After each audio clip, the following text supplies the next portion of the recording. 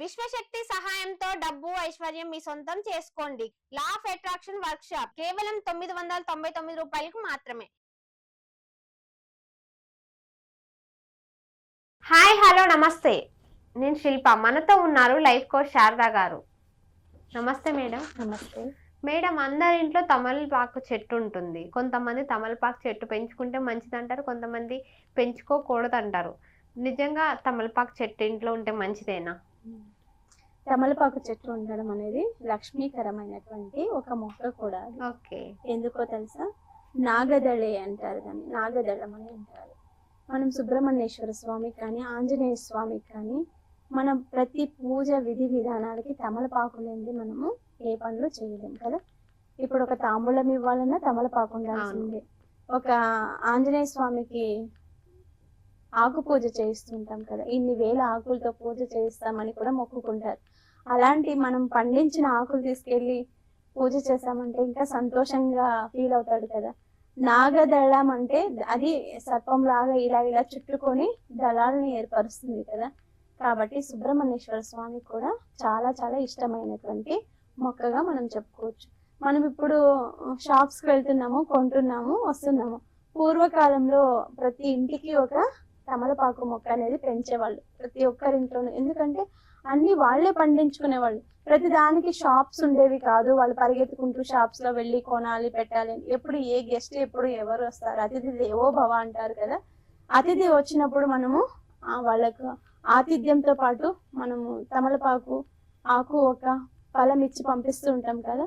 అలాంటి విషయాలకి ప్రతి మాటకి మనం షాప్కి వెళ్ళి తెచ్చుకోలేము, కానీ ఇంట్లో పెంచుకుంటే ఆ చెట్టు ఎలా పెరిగినట్టు మన ధనాభివృద్ధి కూడా అలా జరుగుతుందని తమలపాకు మొక్క పెంచుకోవడం చాలా శ్రేయస్కరము.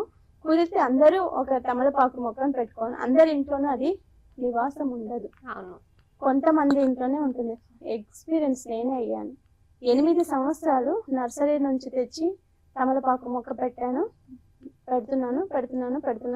పెడుతూనే ఉన్నాను. ఇప్పటి వరకు కూడా మా ఇంట్లో ఒక తమలపాకు మొక్క చెట్టు రాలేదు.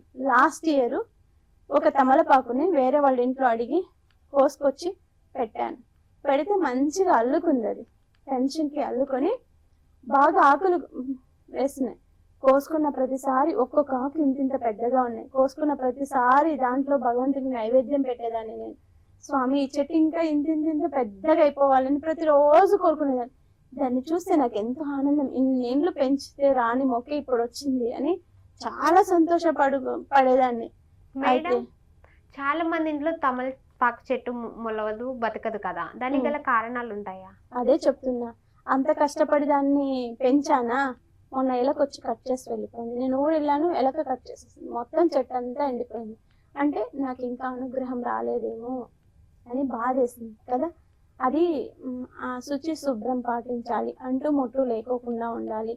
ఇవన్నీ మనం జాగ్రత్త తీసుకుంటే అసలు అది పెరిగింది అంటే మనకు ఆపటానికి సరిపోదన్నమాట. అంత గొప్పగా పెరుగుతుంది, అంత గొప్ప విష్ణుని మనకు తీసుకొని వస్తుంది.